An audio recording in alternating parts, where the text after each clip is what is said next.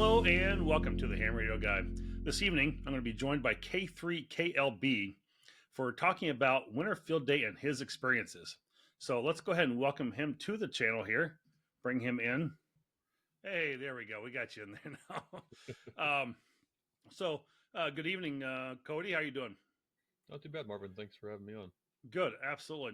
Well, being the president of Winter Field Day, I happened to go through a lot of logs and a lot of other information, and I came across yours and thought it was quite impressive. And I know we'd had some chat there. I think maybe you even wrote in and asked a question or something about some, in regards to Winter Field Day or log submission. And so I saw that. I was like, wow, that's pretty damn impressive. And then happened to also share some with my brother about that. And he goes, oh yeah, I know him. He's done some of our photos for some of our like certificates and things like that in the past. So I think we've used one of your photos at some point. So thank you for allowing us as Winter Field Day to be able to do that as well. So, it's really cool. And I guess I'll kind of get into that first. We'll talk a little bit about that. Well, let me go here first. How many years have you been doing amateur radio? So I've been a ham since late 2019. I actually picked it up somewhere in December of 2019. I got my technician license, and I never really was active with it until somewhere in 2021 because I work as an RN, and right in 2020 we know everything that happened around that time frame. Yeah, absolutely. Life got pretty busy then. I was working and just kind of forgot about ham radio for about a year or so, and wasn't until I picked up like a Baofeng in 2021 when I finally started making contacts in the local repeater and meeting some guys locally, and kind of stirred my interest with as far as getting into HF. I watched a lot of guys on YouTube, people like VE3 Tango Whiskey Mike Tracy up in Canada, and lots of guys like that out there in the field operating, and just kind of triggered me to get really interested in HF. And there was a local operator who did lots of parks in the air, KC3GUU Jim, locally here. He showed me parks in the air, and once I did an activation with him, it was kind of like smoking, one time and you're hooked on it. Absolutely. And that's kind of way I've had a couple people have helped turn on amateur radio, and they went out and did a park activation. Like, wow, that blew them away. So Parks on the Air certainly has that bug that you can get hooked into HF really quick with, for sure. So, so you haven't really been an amateur radio operator that long overall. I mean, we're talking, maybe 6 years, but I mean, probably really the last, 4 years to be in, kind of more into the HF world of things. So that's pretty impressive. So as we started to talk about, you're a little bit, you've done some photography, and we've used some of your photos for the Winter Field Day certificate. So is photography really kind of the primary interest, or is it more about ham radio, and photography just kind of takes a backseat to it, but you're able to kind of share the love of both? Yeah, I mean, for the longest time, it was the other way around. Photography was always my, primary hobby. And as soon as I kind of got into ham radio, photography kind of sort of took a backseat, but sort of kind of not really, because I still do lots of photography. And now I like to incorporate both hobbies at the same time. I'll get out, I'm going out to activate a park. Usually I'm photographing something or, taking the camera along with me. I always like to combine hobbies together. So it's one of those things, but unfortunately they're two very expensive hobbies, and you kind of have to decide which one to spend on. But yeah, I definitely enjoyed taking photos of my different activations. I see you're pulling up some photos there, and I always like documenting things and just kind of sharing photos of what I'm doing with other folks in the same hobby. Yeah, neither one of them being really cheap hobbies overall. They can both become expensive. You start adding a bunch of equipment and stuff in there, and buying photography stuff. But you've got some just amazing photos that you've taken, and really not really the point of this evening's discussion, but it's just the fact that you've done it while documented your ham radio, like you've mentioned, and you've taken some amazing photos that are really incredible, that are very impressive. And they're just beautiful photos. They're incredible, and they're great to just use for whatever. And you do a great job at it. So Thank you. You got some interesting setups. So is this just kind of a summer camping outdoor type thing you went and did? Yeah, that was I think that was Hills Creek State Park. That's in northern Pennsylvania. I think it's Potter County. It's up in the middle of nowhere, really. But yeah, I had set up just for the evening. I drove up there, and I actually set up the BuddiHex. You can barely see it in the background, just behind the truck over there. Oh yeah. And I put up the end-fed half wave on. That's a 12-meter spider beam mast, and I use that as a sloper. That gave me 40 meters. And that was actually the weekend of the Hawaii QSO party 2 years Oh ago. nice. So I worked a couple stations in Hawaii by using the hex beam. Wow. And that thing is just incredible for sure. So, Yeah, but you can see some of the auroras from. I'm assuming that was from last fall. yep. Those were two different auroral storms we had. One was in October. They were both in the fall, actually. One was at Pymatuning State Park. That's the first one there. That's my most activated park in PA. And the second one is Little Pine State Park, and that was the real big one. That was actually visible. A lot of it was visible to the naked eye. It was quite the sight. Wow. Yeah. Just and then you got some wildlife photography there as well. But just some great photos that you've shared, on your QRZ page. So go check out K3KLB. He's got some great, beautiful photography there. But yeah, I just bring that up and share that. I just think that's really cool overall. So, Yeah, a couple of those photos I lucked out. They ended up in the that Parks on the Air book, and the ARRL reached out and put a couple of my photos in there. Well, that's really cool. Then that's kind of nice to have some recognition like that as well. Yeah, it was so neat. Yeah, that's really neat for sure. So how many years have you been doing Winter Field Day? 3 years. Yeah, 2020. Is it 21? Must have been 2022. 2022 we've taken over. Yeah, that's when we took over for Winter Field Day. So And 3 years. Must have been 23, January of 23 that I started it. Okay. It was actually the first year I did it was I was on a picnic table. I was outdoors. I had my ICOM IC 7100, I believe, out there, and I was out there for most of the day, and it was cold. I mean, there was snow on the ground, and I was up on a mountain. Actually, one of those photos is of that too, with the end fed over top of the truck, and it was a good time. But I definitely figured, next time I'm going to have some sort of shelter to be in, because this is just too cold to be out there with a laptop and out there with the snow blowing around. And so. Oh, absolutely. I don't do Winter Field Day outdoors anymore. I'm just getting, I don't say too old for it, but it's just like, it takes a toll on you for being out there for very long. Absolutely. Yeah. So you mentioned using a 7100 for your Winter Field Day. Is that the same equipment that you're still using today? Actually, no. I actually sold that there last year, and now I'm using an IC 7300. The past 2 years, I've been using that, and that's actually my shack radio here too. It's sitting here right next to me, and I set that thing up with the Heil Pro set, and it works. It works like gangbusters. Wow. So you were able to make 1,000 contacts, give or take a few there. I know it was over 1,000, in a little over a 12-hour time period. And so you're using the ICOM 7300. And what type of antenna were you using? Yeah, so I had two antennas set up. Basically, I used almost identical setups this year and last year. Last year, I had the same the tent with the BuddiHex, and also an end-fed half wave. Actually, no, last year was the DX Commander, and I had them both on an antenna switch. Because the thing with the DX, with the BuddiHex, is that unless you're out there next to the handle to spin it, if you have a station that's coming in weak, and I didn't want to take the time to leave the radio and leave the pile up and spin the BuddiHex, I actually had a switch where I could flip it over to the DX Commander and use it sort of like an omnidirectional antenna. Sure. For receive, and it worked really well for getting some extra contacts. But this year I decided, instead of using the DX Commander, I would use an inverted V, and I used it was actually from Reliance Antennas. Oh yeah, 10 through 80 end-fed half wave.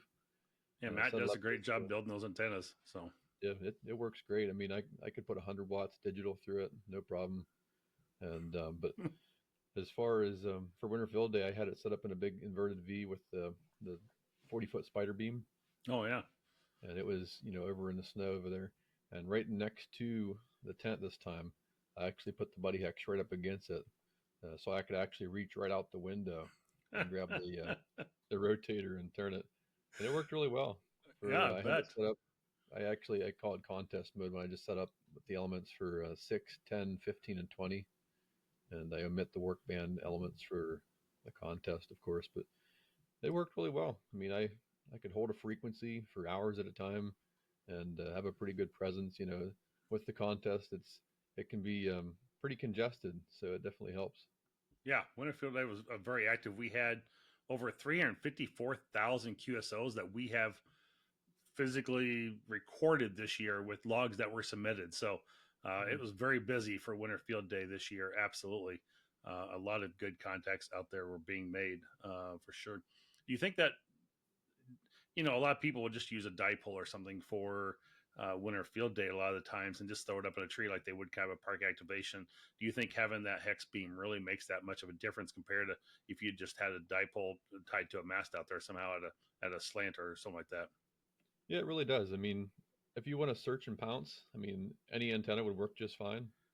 But if you want to hold a frequency for an extended period of time, it really helps to have that extra gain and directionality, I think, at least, to basically hold a bigger presence in the band. Yeah. And you can really hold a frequency and kind of combat all the extra QRM that you're getting from folks, because you'll pretty much inevitably have somebody will set up 1 or 1.5 kilohertz away from you and start calling CQ, and it's really nice to have that BuddiHex to just kind of fight back. Absolutely, and of course, with winter field day, it's all limited to 100 watts. Fairly, we can't truly police that, but hopefully, Right. that's what people are doing and having integrity around that. But yeah, if you can take the advantage when you can, how you can, it certainly can help you by all means. So, I mentioned you'd gone for 12 hours. Um, we started that early this year a little bit. So did you start it right at the start time on Saturday? Did you go for 12 hours or did you break that up somehow? How would someone, endure that long of time during an event like this? Yeah, so I'm pretty conditioned from doing lots and lots of parks on the year for having extended operations. I've operated POTA for parks on the year by itself. I've operated for 5, 6, 7 hours, and spent the day doing it. But for this, I set everything up in the morning, and I was on there as soon as it started until the first day. I think I was on there until about 10 o'clock or so. So quite a long day. And I actually took lunch down there with me, and I even cooked lunch on my buddy heater. I Oh, cooked a sandwich on the buddy heater, so I I didn't leave the radio much at all. There were no breaks, pretty much. that's what I was just going to ask. Like, all right, other than maybe having to step out and go pee or something. No, but yeah, I mean that becomes a long day down there, and it's like it's like well, you got to have some food or something along the way, have some drink, whatever. Of course, that causes other things to happen. But did you go back and operate on Sunday a little bit too, or? Yeah, yeah. So from was it noon or from start until 10 p.m. I operated on day one, and then the next day I was out there a little bit later in the morning, like 10 a.m. or so, Oh, sure. until a little bit after lunch, and just kind of casually collected some more contacts. I was kind of already beat from yesterday, and That's a long I day just for sure. I didn't run the whole way till the end because I was just like, you know what, it's going to take me a couple hours to get everything packed up. So I just called it. I was like, I hit 1,000. I was pretty happy with that. So And you ran this completely as a single operator event. So yep, one radio, one operator, whole time. yeah, that's pretty incredible overall. So um, how did you like the structure of Winterfield Day for having? Did you try and take advantage of some of the other, I'm guessing, satellite contacts are probably out, but obviously you set up 2 antennas and those sort of things. So you took advantage of some of those bonus points. Worked for more than 6 hours. Um, did you like the structure of that and bonus? And have you looked at your score yet? Available actually. Yeah, I did look at the score. I forget what it was now, but I did see it was uploaded on there, and a lot of the other folks' scores are on there now too. Yeah, we've got those uploaded a little early. I guess this is a spoiler alert that Winter Field Day scores have been released. So if you're watching, here you go. We have not really, I guess, publicly, physically announced that yet. we were kind of just making sure everything was looking good, and if people happen to go on there and capture it, and wrote back and say, hey, I've got issues, like we're just trying, if we were working on any bugs, but I think we've got everything pretty much there. But if I remember correctly, and if I know if I can pull it up quickly and look at that, I pretty sure that you were up there, pretty top score for the most part. If I go look at results, let's see here. Yeah, basically the big goal was just to beat my score from last year, and last year I had about 600 or so. And you're obviously outdoors, so yep. Search. If we just look at, let's go look at final scores. So, oh, let's go the other way. There we go. The indoor there. And I don't see you're still in the indoor category there. Oh, I'm sorry. I must have clicked the wrong one there accidentally.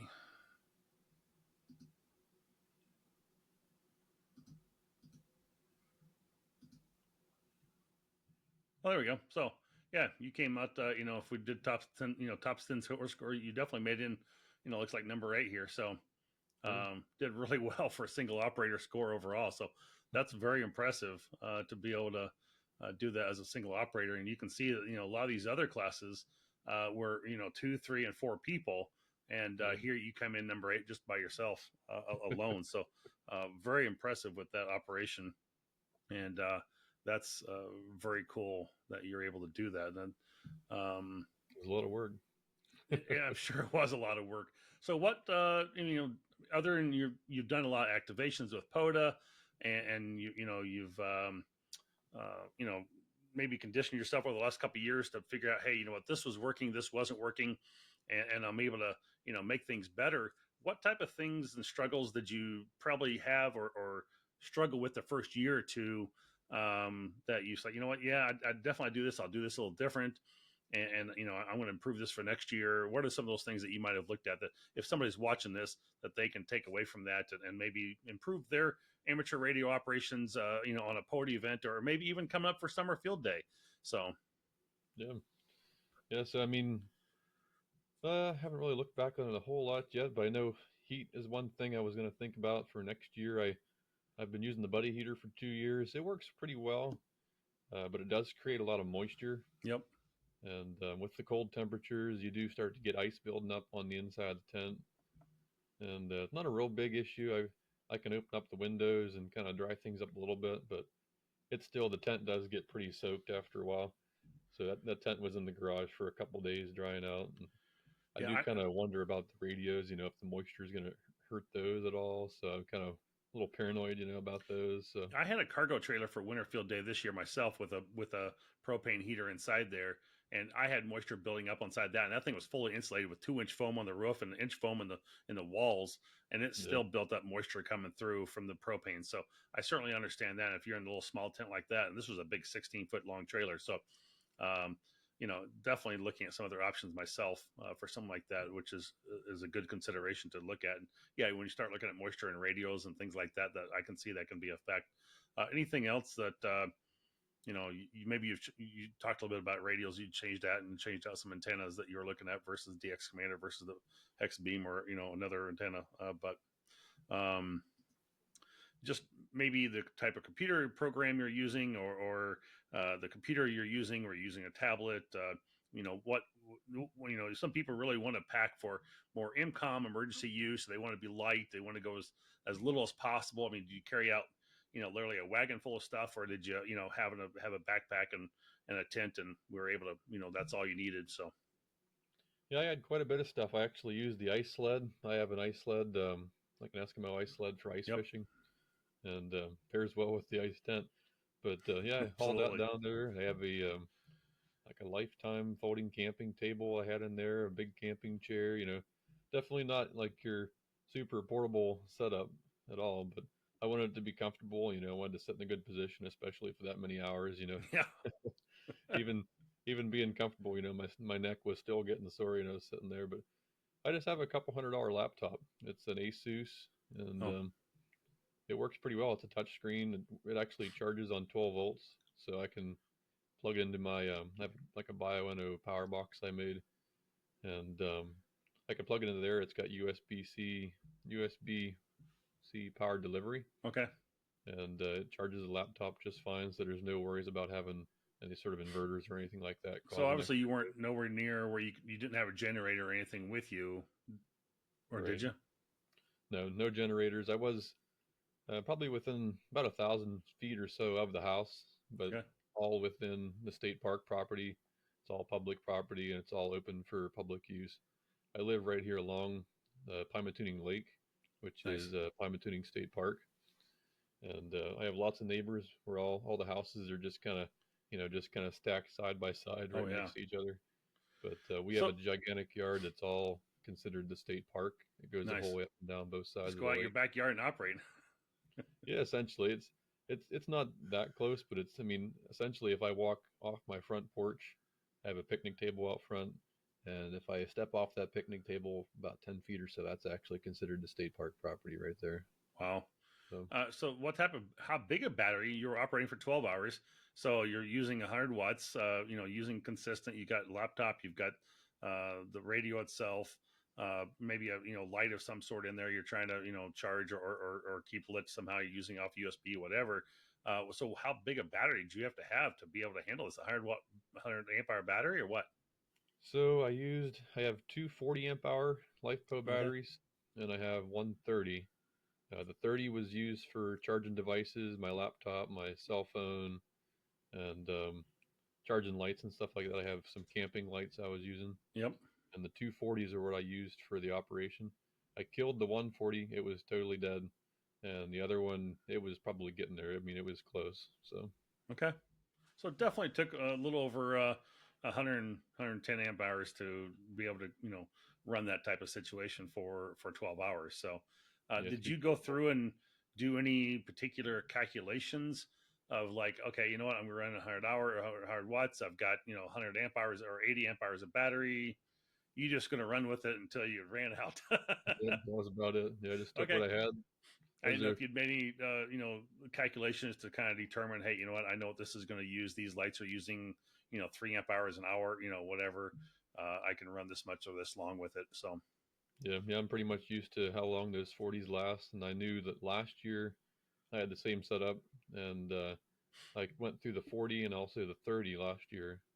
But this year I just figured, yeah, what, yeah, 120, 110 amp hours that would 110 amp last hours, me yeah. plenty long. So it worked. Never had to recharge anything, so I didn't have to worry about having solar or anything. And that was So my next question. Did you use any solar at all during the time to try and keep everything charged? Okay, nope. cool. Well, very good. So, that's your typical, winter field day operation. Sounds like you've done really well with that.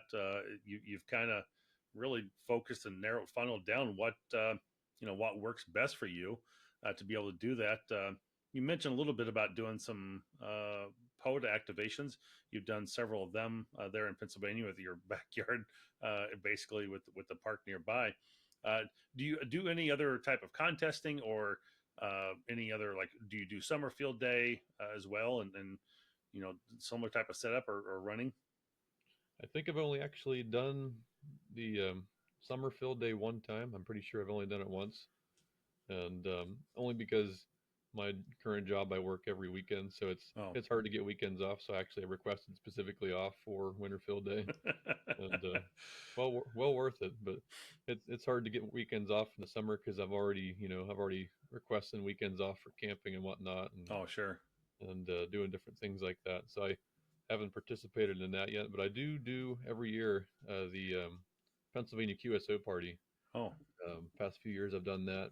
This past October I participated there, and I roved about, I forget how many counties, but I just operated from my mobile and drove across Pennsylvania and back. It was a good time. very cool. Yeah. Fun. How did you just go to a county park there for half hour and then just make a bunch of contacts and then just get off and drive to the next county and not make any contacts in between when you're doing Yeah. the QSO party? So I had quite a long plan. I was going to go to certain counties out in central Pennsylvania, and plans kind of changed, but at the last minute. But I still wound up. I think I did at least 5 or 6 counties. The first county, I was camping there, Oh, and The second county was one that I used to live in, so I had friends living out there that I spent some time with while I was out there. And I was actually going to spend the night in that town and the next morning do several more counties. But I had an issue with the hotel room out there, and that kind of soured the mood for the rest of the weekend. So that next morning, I just kind of drove home, and on my way home on Interstate 80, I just stopped at random counties on the way through and just made contacts there. Fair enough. Oh, absolutely. So, um, so again, you've kind of been into amateur radio for a little over 4 years in the HF world, but maybe about 6 years total. For someone new that's coming into the hobby or wants to be able to pick up and do a POTA activation, wants to get into, they want to try and run Winter Field Day next year or something like that. Um, any suggestions or thoughts, things that you've learned along the way that would be helpful to them, or maybe what logging program do you use? um, you know, um, any methodology around the contesting. I know you talked a little bit about search and pounce versus just sitting on a channel and running that channel or that frequency, for a long time, which is always the best way to do it if you can. But sometimes it's either finding a certain location, or if you're looking for something particularly, you're trying to go through and it's like I that's where I've run into the problems where I'm looking for a certain frequency, but as I'm doing it, I'm starting to search in pounds and I'm hitting everything along the way. And I kind of forget that I'm even supposed to be looking for a channel. So, what would you recommend to somebody new coming into this, and what, how would they get started with some of that? So, Yeah, I mean, just find what you like and everything. My original interest kind of came from seeing these guys on YouTube doing these things, field operation and whatnot. Like I said, Tracy and Julian, yep. OH8STN, I think it is. He was one of the channels I picked up whenever I was not even a ham yet. I was watching some of the videos there and kind of, got some wheels turning, starting to get interested in camping and ham radio and kind of combining all these things at the same time. But yeah, just kind of find what you're interested in and watch YouTube to kind of learn, because that's how I learned how to do a lot of stuff. Like I said, there was an operator here close to home who introduced me to POTA, and it kind of spiraled from there. But starting out when you're brand new, it's kind of intimidating, like the pileups and whatnot, and It all can these be. people coming after you at the same time. It's like holy cow. But just start and just start calling CQ and just take it as it comes. And if you're worried about having too many stations coming after you all at once, just turn the power down. Just run QRP, because with the conditions the way they are now, doesn't matter what kind of antenna you have up, doesn't matter how much power you're running, you're going to make contacts. So, Right. and but yeah, just some folks still recommend against QRP as a newbie just because it can be frustrating. And I It can wouldn't be recommend. frustrating for someone with experiences like myself, So, Yeah, it sure can, but it's rewarding though too. But maybe I wouldn't recommend doing it on a weekend with a contest going, or no, in the busy time of the day. But just go out there, run low power, and you'll get the hunters I say that have really big ears. They can hear a mouse fart across the country. They've got really great antennas and really low noise, and they can pick you out. And but yeah, if you really need to, just start low power and work them as they come. And as you're getting more comfortable, turn the power up and just let the pile up roar. absolutely. Or I mean, and if you're looking, you want to participate next year in Winter Field Day, and we'd love to have you. If you're watching and want to say, hey, I'd love to be able to go out and try to do Winter Field Day. That sounds like it could be a lot of fun. Yeah. Try and get out and do a POTA activation. I think that's probably where you kind of started at doing POTA, and POTA can be really slow at times, or you can have, make 100 contacts in 60 minutes sometimes too. You can have a great big pile up that way as well. But Yeah. you can kind of run that at your own pace, and people go, hey, this is my first time doing a POTA activation. You let them know that. They're usually very patient with you, and will let you, kind of go at your pace, what you need to do to be able to do that. You talked about your logging a little bit on the ACES computer. What particular program did you like the best, and what works easiest for you? And did you run something different for Winter Field Day versus what you might do when you're doing a POTA activation? Yeah, so for contesting, I'm really a big fan of N3FJP. I think it works pretty seamlessly and it's easy to set up. And I really love how he has the map. It fills in all the blanks. I like seeing all the squares fill up. And It's one of my makes favorite it as well. makes it a big game. You're just trying to fill in all those squares. But whenever I'm just doing POTA, I I've never even used N3FJP for an activation, to be honest. I just use Polo. That's the big up and coming portable activation app, and I still have hammers in my phone. It's hard for me to get rid of hammers. It's still there, and I actually use it pretty often too. But usually anymore, I'm more leaning towards the Ham 2K Polo. Yeah, Sebastian does a great job with that application. He's built a really phenomenal application around that for tablets and on iPhone or iPad, either one. And I've kind of moved from hammers over to that one as well, just because of all the integration he has. The only thing I really wish he'd get into is finding a way we could integrate rate control with it for doing it on a tablet or something. Because when I'm doing a POTA activation, 9 times out of 10, I'm just on my tablet myself. And that's something I can start off with. It's easy, it's lightweight, easy to compact or easy to pack and carry along. And it, doesn't take up a lot of room or weight in a backpack as I'm traveling. So when I'm doing a activation this summer in Alaska, I'll be running everything on my iPad during that time myself. So just because I'm trying to go lightweight and I already got enough equipment with me that, I'm trying to pack on a plane and a cruise ship and everything else. So Yeah. absolutely. It's a really well designed app. I mean, being able to go to the spotting page on there on the app and just press a call sign, automatically fills it in.